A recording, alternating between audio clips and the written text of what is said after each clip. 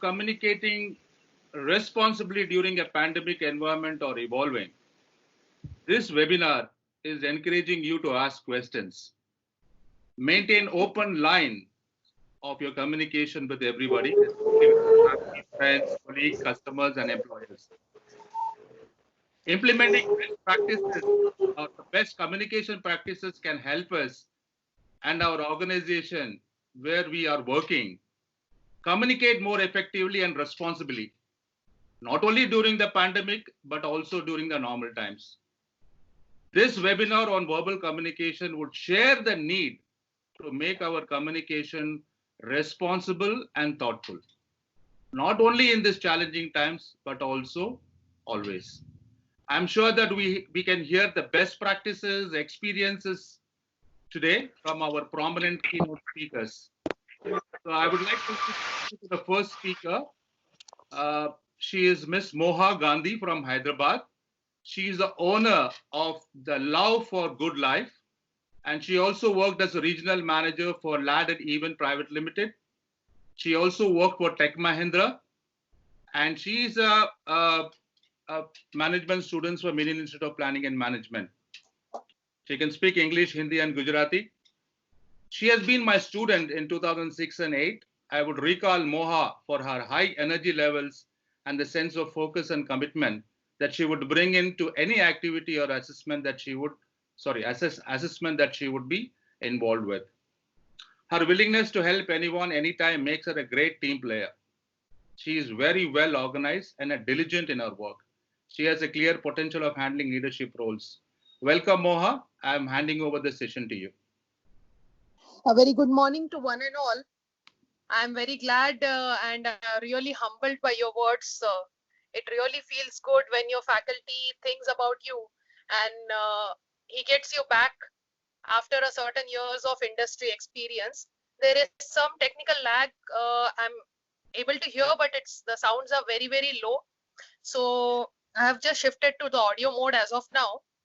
And before we start the presentation, I really am glad that everybody has joined and I have been given this opportunity by CMSDI. So let's just talk and see how our verbal communication proceeds. And let's try to get the best out of this webinar today. Are we ready? Yes. Okay. Okay. So I hope my screen is visible to all of you. I have done a screen share and the screen is visible. Yeah, the first slide? Yes, yes. Okay, I think we are good to go. Fine, the verbal communication is something very, very basic that we encounter in every single step of our life. Every single sound, every single word, syllable that we speak forms the crux of verbal communication. We might find communication in very different aspects around us. Every kind of sound that nature produces, every kind of sound that a living being produces is some part of communication of the nature's based system. So when we talk about communication, it can be verbal, non-verbal, your body language speaks, there are paraphrases which speak. But today, the session is involving verbal communication. So I have come down with some real components of verbal communication and channels of verbal communication, which will help us ace a lot of aspects and a lot of situations in our life. When we say communication, a good communication, as we all know, is something which helps us in sharing our thoughts with great clarity, wherein the listener is able to absorb and understand the same procedure and the same flow of thoughts that we are sharing. So it's obviously the bridge which we are creating between confusion and clarity. Coming to the types of verbal communications that we encounter in our daily life, there might be a host of social communications. Now, when I say social communications, it would mean the communication or in the interactions which we face with our friends, with our families, with our relatives, colleagues, something which is totally informal, something which happens on an everyday basis. If we move to the other aspect, it would be a business-based communication, which is much more serious, which is much more formal, wherein the rules of business communications are laid down in a clear fashion. We need to follow those rules. Other forms could be personal communication, which can be a business based communication or can be a formal communication also. We'll have a detailed session on how to face interviews and what we can do to have a good interview session. And something, a very interesting aspect of verbal communication that we encounter, but sometimes we fail to ace it correctly, is age profile based communication. Now, taking a small example over here, the way you discuss things with your friend is never the same. You discuss it with your parents or with your grandparents. And the way you discuss things or you try to convey a message to a child is very different. Now, why this happens? This happens for the very reason that there are different attention spans, there are different absorption capabilities based on the age profile. So while we are communicating to a particular target segment, we need to be very clear of what is the age. For example, if you're a teacher and you know the child's attention and focus is very, very short at a certain point of time. So in that point of time, you need to be really clear. You need to be really empathetic about your message, and the child absorbs your message very quickly. And at the same time, if you are talking to, say, a senior citizen who takes time to understand your things, there might be instances wherein you talk to your grandparents and try to help them out with using a mobile. So what happens in that scenario? You are talking very fast and they are not able to grab you. They are not able to understand what you're trying to convey. So what happens in that scenario is they will not be able to understand what you're trying to say. And at the same time, you get frustrated because you're wasting a lot of time. Your time is what you feel. But here, the communication is not as per the age. You have to be empathetic. You have to be looking into their shoes and then using the right kind of communication. So these are some basic types of communications challenges which we face in our daily life. Moving forward, coming to the components of verbal communication. Now, you might wonder, what are the various components of a verbal communication? So the first one would be the tone of your voice. Now, when I say tone of the voice, a lot of you are hearing me out. None of you at this point of time are able to see me. But when I'm talking in a particular tone, I'm trying to convey a message even through my tone.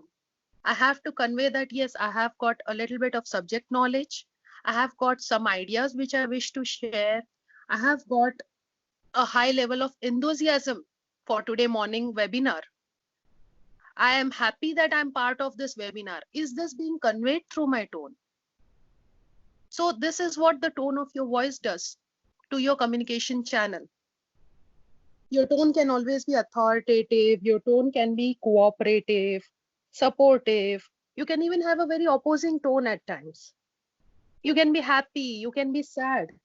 So a simple phrase, if I say, oh yes, I'm part of this webinar and I'm very happy, it says that yes, it's a very energetic tone. Next, we move to the speed with which you talk. I hope the speed with which I am talking and communicating with you folks right now is apt. I'm able to convey my thoughts in the right manner, and people are able to absorb the thoughts in the right fashion. Now, what happens with the speed if I'm having too much of knowledge, if I'm having too much of things to share, and I start talking too fast? That becomes a hurdle for your communication. Next, if there is lack of information, if there is lack of clarity in your thought, that again becomes a hurdle. So the speed with which you always choose your verbal communication should be a very, very moderate speed. You should never be hurried, because a word formation doesn't happen in the clear fashion when you are talking with greater speeds. Next, we look at the voice modulation. Now, some of you might get confused with the tone or the voice modulation. But tone and voice modulation are something very different. Now, if I say, hey, let's get for the seminar, It's about time. There is a mystery in my voice over there. Is there something fishy which is happening around? You would have a different tone of talking together. You would have a different voice modulation to support that. And at the same time, voice modulation is something you would really get the best example out of the famous actors that you follow and you pursue. All these actors, they wait for one particular opportunity, which is a monologue. In any movie script, if an actor gets a monologue, which is a long, say a minute or two, wherein a flow of dialogue happens, we can clearly see the voice modulation which happens. He is suddenly talking in a very loud voice. Maybe he is trying to display anger. And then all of a sudden his voice gets very, very emotional, which is again a part of voice modulation. Suddenly the voice becomes low and he's trying to convey a sad state of affairs. A lot of you might be today watching the series Mahabharat and Ramayan, and I would like to pull one small example from Mahabharat. You might have seen the character of Shakuni over there. Now, what Shakuni does, I'll just speak in that same fashion so you will immediately understand what voice modulation is. Shakuni would say, Bhanje, and that typical word that shows that he's trying to create persuasion. He's trying to create hate or anger or a feeling of loss in the mind of Duryodhan with that one typical word. The way he modulates his voice, it conveys a lot of emotions even to the audience. The audience start hating the character. But yeah, that is the way an actor aces his character only through his voice modulation. I hope I'm clear with that example of voice modulation. And now we move on to the volume at which we speak. The volume at which we speak forms another essential part of verbal communication, just for the reason that wherever different stratas of society, different ages that you belong to, your voice will change. Your volumes of speaking are ought to change. Now, if we take an example of, say, a senior most person in a huge MNC, you would always notice that he is very calm while he talks. He is having a very balanced volume while he talks. Now, why does this happen? This happens for the reason that he has greater understanding of the subject. He has got a very good command over his emotions. He has got a very good command over his thoughts. So, for that very reason, the voice and the volume which he speaks is always maintained very, very steady. It shows your state of mind. When you're speaking at a very composed levels of volume, you have a very composed state of mind. Next, coming to the language in which we speak. Now, you all must be wondering, how will the language in which you speak affect the channel of your verbal communication? We all have a tendency today to speak in English. This word was officially even accepted by Oxford dictionaries, and which is very strange.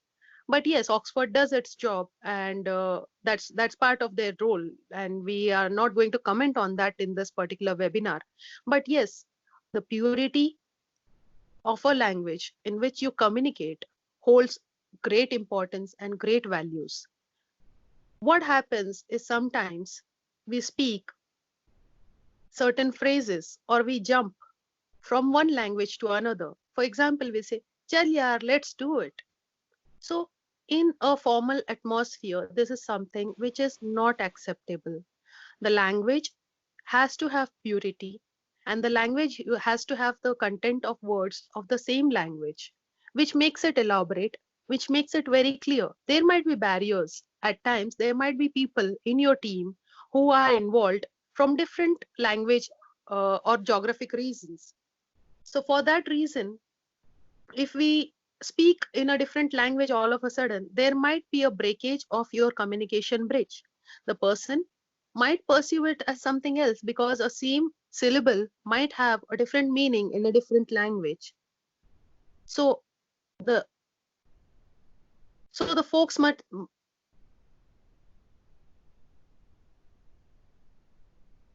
Hello. Yes, we can hear you, Moha. Please carry on. Okay. Yeah, there was a lag. Okay, sorry for that. So next we come to the verbal business communication channels. Now, when I say what is a verbal business communication channel, you might wonder, there are certain scenarios in our life wherein we witness how do we use the communication channels to the best possible source. It can be a profession based channel. I will take a couple of them with certain examples which will give it more clarity. These are only the basics that we encounter on a regular base, on an everyday basis. So it can be profession based, the email etiquettes that we need to follow, the interviews that we face, the client meetings, sales page, board meetings, social media, digital marketing, and there are many more to this list.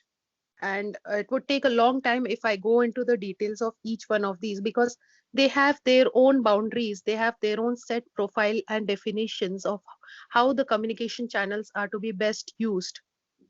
Let's take, for example, profession based. Now, when I say profession, in that I have created two segregations. If I talk about a doctor versus a lawyer, now what happens when you visit a doctor? Let me tell you, both of these are consultants. A lawyer is also a consultant, and at the same time, a doctor is consultant. One you're visiting to get a health benefit, and other you're visiting to get a legal consultancy. So what happens when you visit a doctor? The way a doctor talks to you, even before he actually starts your treatment, you feel very, very comfortable. Sometimes he's so empathetic, he's so sympathetic with you that a lot of your problems you forget and you start feeling better. But trust me, this does not happen with the case of a lawyer. Most of us would be really not very happy visiting a lawyer or getting a legal opinion from a lawyer, because end of the day he's not going to make you feel really comfortable. He might as well say, look, this is not the scenario which might happen. This might not be a very strong point in your legal case. So you start feeling worried. That's the difference when you're talking in a particular profession and you have to be making your client feel very, very confident. You have to make your client feel very, very comfortable. The next thing example that we see is athlete versus an artist.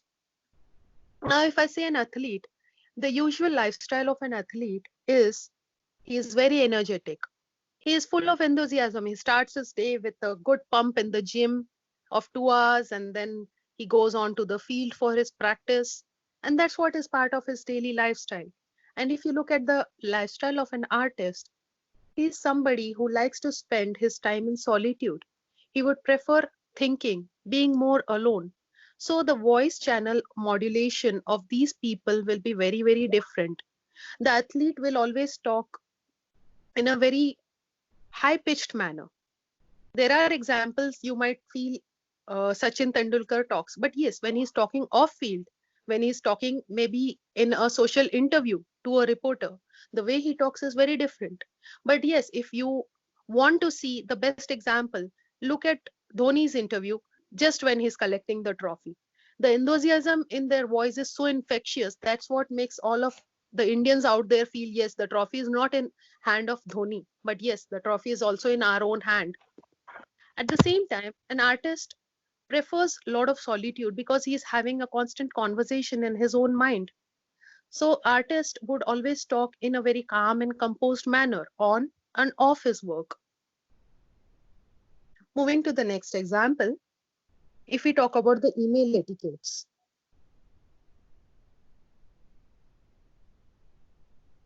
Now again, there might be mails which are sent to various people on an everyday basis. We can send a mail to a team, we can send it to our own managers, we send mails to our clients, or we send the mail to the management. Now, what happens? There are very, very subtle differences in all these emails. They would carry a different body, a different structure to them. When we come to the aspect of language involved in emails, there's a vast difference in the terminology. Like a mail to a team member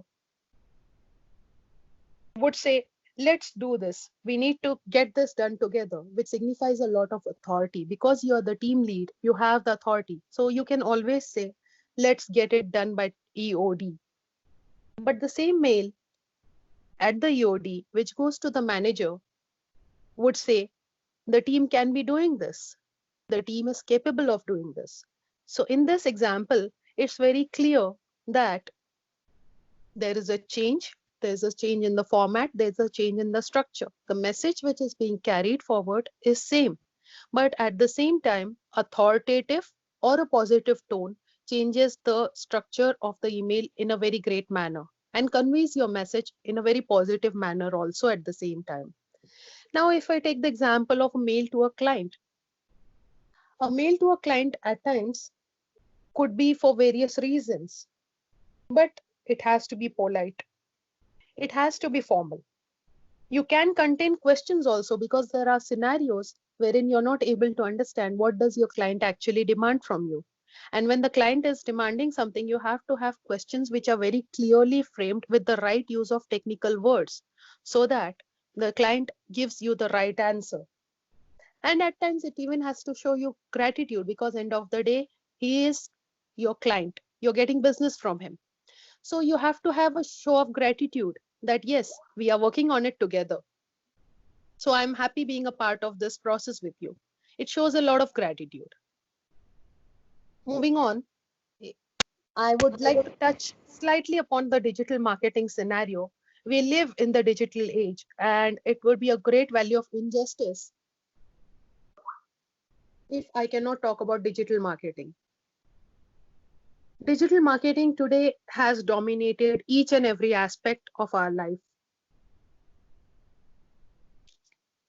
If we look at the digital marketing scenario in a very, very concise format, you would find that things are very, very short, yet very impactful.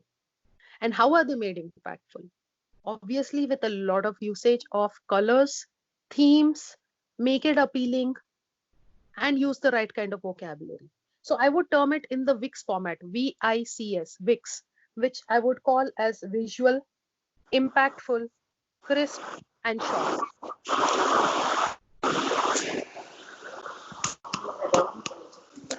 And last but not the least, something which we all face on an everyday basis, a lot of students, a lot of entry level professionals in companies have come across this situation on numerous instances, facing a job interview. And we might have felt nervous a lot of times during a job interview. It is not because you lack technical knowledge, and it is not because you lack the subject knowledge. It is because you are not able to communicate your thoughts clearly to the interviewer. There are numerous instances which happen. I will take the example of something which was happening just yesterday. I was having this conversation about this webinar with a friend, and we were just discussing the aspect of interview. And my friend tells me that there was this instance wherein the interviewer had asked me a set of 5 questions. I was really certain that certain questions would be there a part of my interview, and I had really prepared well. I prepared those 5 to 7 set of questions, and I had entered the room of interviewer, and I immediately forgot what was I supposed to be saying. So this situation gave me another aspect and a complete different perspective to what happens in the mind of a person who is sitting to get interviewed. A person who is sitting to get interviewed gets intimidated, first of all, by the interviewer. Now, why this happens? There are again 3 scenarios which happens that you are trying to remember what you have just read before entering the interview room or the examination hall. The interview is not an examination. This is something that we all need to bear in our mind.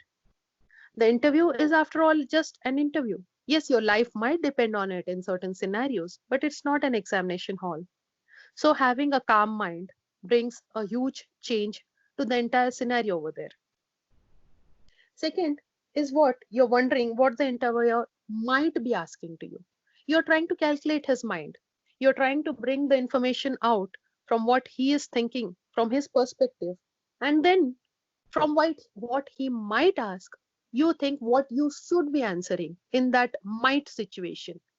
So if these three scenarios are running in a mind, your mind is obviously disturbed. In that situation, the entire scenario goes for a toss and the interview slips away from your hand. So stop trying to recollect what you had read. You have your subject knowledge in place. Let's do a small role play over here, and I'll guide you through how an interview changes completely. The ball game is completely into your hands. Let's say your interviewer is called Mr. Sujoy and you are Sanjay. So you would enter the room and Mr. Sujoy would say, "Good morning, Sanjay." You would say, "Good morning, Mr. Sujoy. I'm happy to be around." You're very confident and at the same time you're well prepared for the interview. Then comes the cliched question wherein the interviewer says, "Okay, Sanjay, tell me more about yourself." Everybody who is part of this webinar today has seen this cliched set of question which says, "Tell me more about yourself." And you also start on the same note. "I'm Sanjay. I do so and so. This is my educational background. I'm working for XYZ firm." And is this not really monotonous for any interviewer to hear? Because there are 100 other candidates who he has been interviewing on an everyday basis. He knows he has to hear the same thing and he has closed his ears mentally even before he is going to hear any answer from you, because your biodata is anyways in his hands. So how do you catch his attention at that moment?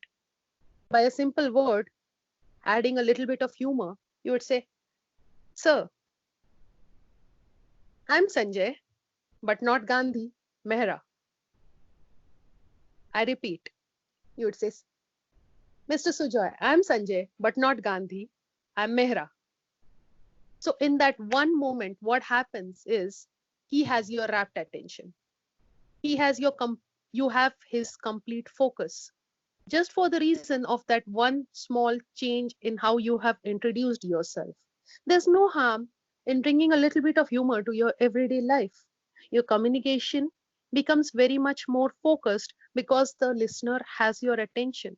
Now your interviewer is completely focused onto you and the complete ball lies in your court. Moving to the another aspect which is very, very crucial, which is the role of body language in verbal communication. There are a lot of aspects which are involved, and body language is a huge science in itself. Now we cannot be taking the complete aspects, but certain important aspects which really are helpful and empathetic for creating a right first impression, a right impression in each and every step of your verbal communication is an eye contact. Now, when I say eye contact, you have to be very certain of the knowledge of the situation, of the scenario in which you're speaking. Only then would you be able to make an eye contact with the person that you're talking to. Eye contact creates a lots of authority. It creates a aura of knowing. When you have the right knowledge, when you have the right idea about a subject, you will be able to look into the eye of the listener and talk to him. And that creates a bridge, a connect immediately. Next, the body gestures. The body gestures again have a huge set of classifications.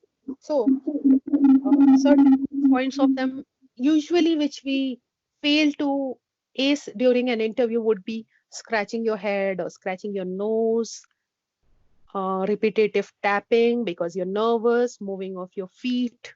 It shows a lot of nervousness in terms of being present at that moment, and you're actually showing out that you're being nervous. So these things should really be avoided. Also, there are scenarios wherein a person would use different kind of words to convey a situation. English has a host of syllables, a host of words to convey a same thought. But then a single word which is used in a certain scenario might not really be useful in, in a different scenario altogether. Or the whole thought process changes if a certain word is used, like should be replaced. Should this person be replaced? It shows that you are suggesting that this person should be replaced. Instead of that, if you're having this conversation, you can always say, can we have an alternate position for this person? Now, in this same scenario, can we have an alternate position for this person? It shows that you are being empathetic. You're being sympathetic to the person. You're trying to put him into a different role altogether. And at the same time, you're not being disgraceful to the other person. So the right usage of words play a huge role in how you communicate to a group of people or to an individual. Next comes clarity of thoughts. Now, when I say clarity of thoughts, I would really give one example, and that would sum up the entire scenario of what I'm trying to say when I say clarity of thoughts. When I was working for IADS and events 5 years ago, at times I used to have joint sales call with my colleague because they would not be able to crack a certain deal. Now, what IADS and events did was sell exhibition and stall spaces for various interior related firms.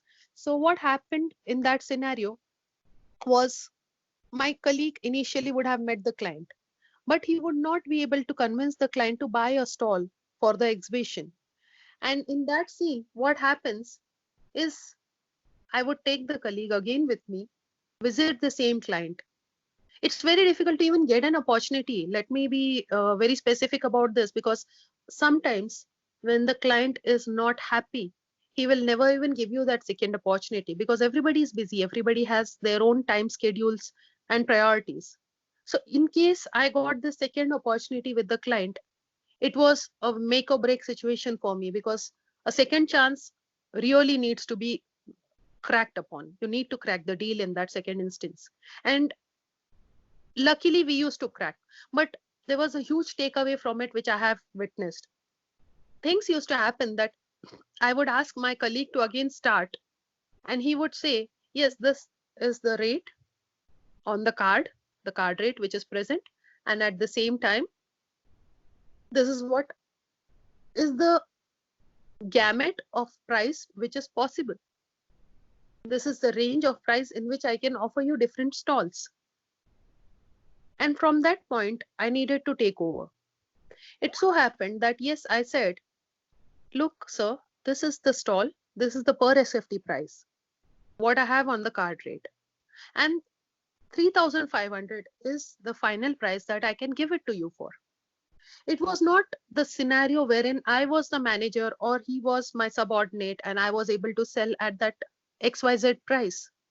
It so happened that the thought was conveyed in the most clear manner to the client.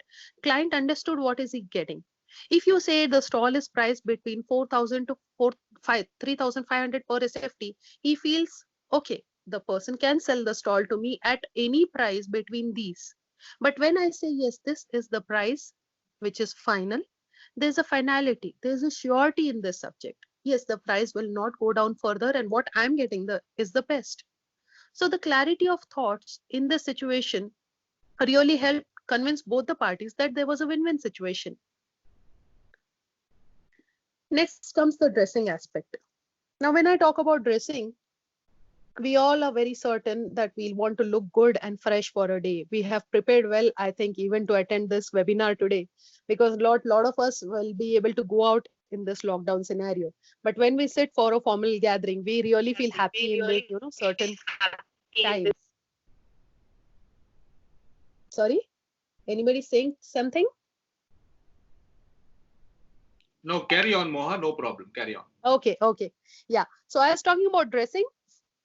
So there are different aspects. If you are visiting today an office to do your own job, you will dress in a regular manner. But then it has to be really well. You have to really turn out well. You will not go down to your office in your lockdown avatar any single day. Am I right? You would always make yourself much more presentable. A well ironed shirt, a well groomed person is always received very, very well. And at the same time, if you have the scenario of a board meeting, power dressing comes into great play because the colors that you choose, the cut that you wear, and the style that you carry adds a great impact to your overall persona, to your overall body language, and your dressing helps you become a much more powerful person. I have felt it number of times myself when I'm dressed in a business suit and when I'm doing a meeting. It changes my own persona completely and I feel much more confident. So yes, power dressing is a great phenomenon in itself. One of the most important aspect is open and closed body language. I have a very brilliant example of what is an open body language. We all must have seen babies in our house. Now just go back and recollect how a baby sleeps when he is 2 to 3 months old. The baby sleeps with his arms wide open. He is on his back with his legs spread. And at the same time, imagine someone who is sleeping, an adult who is usually sleeping in a fetal position on one of his side. This is a subconscious manner in which we speak volumes about our body language. I'm not even connecting this with a wakeful stature, with a wakeful position of any single person. Now, why this happens? Because a baby is always very, very open, very, very receptive to everything which is around him.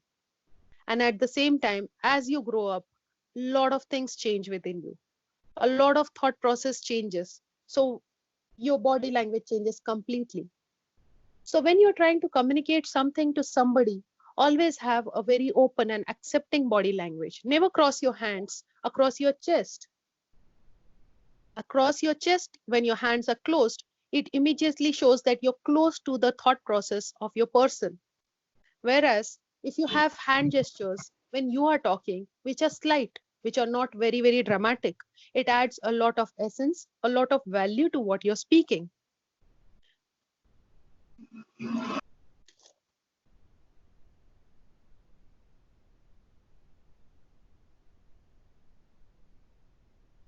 Next comes the choice of words. The choice of words again is something which is similar to the usage of words which we speak. So I think it will be a slight repetition. I'll not go into the depths and I have to even let the other speakers have their time. So let's come to the conclusion part of the verbal communication in a very, very nutshell fashion. So whatever I've spoken through all these slides, I've tried to compress it in this particular slide. As simple as that. Keep your mind open about what people are saying, and you'll be very much more clear of what they are saying to you. If you have a question, always ask, and you will get a very, very specific answer. Ask a very, very specific question. Don't be ambiguous. Try to make notes. When you try to make notes, you again have questions in your mind. So you can as well clarify it then and there, and they come even handy for you for future reference.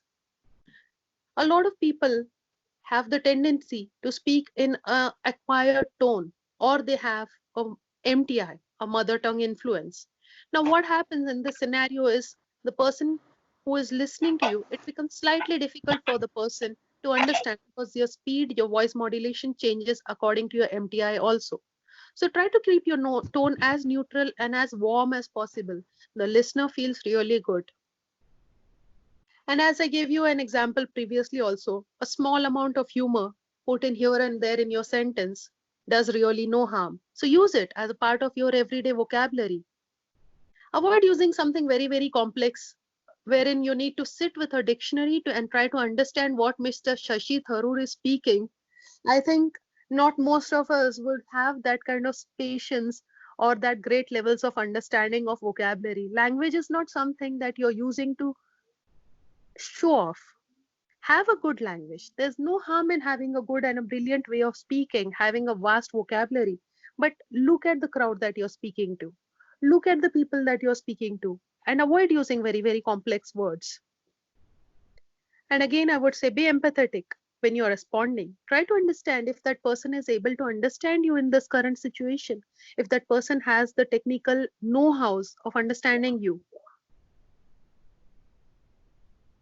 And the feedback eventually is very, very important. It gives you so much of clarity. When you give the feedback, even the speaker is confident that the message has been shared equally clear to all of them. There's no ambiguity, there's no scope of any confusion. And with that, I come to an end of the small session from my end for verbal communication. Thank you all so much. Uh, uh, Thank you very much, Moha. Thank you very much for a very good session. And there's a lot of takeaways. But since the time is restricted, I would probably like to go on to the next speaker. Thank you once again, Moha. We have a lot of questions. In case if you can hang around, maybe you will have people asking you some questions. So once again, thank you so much. And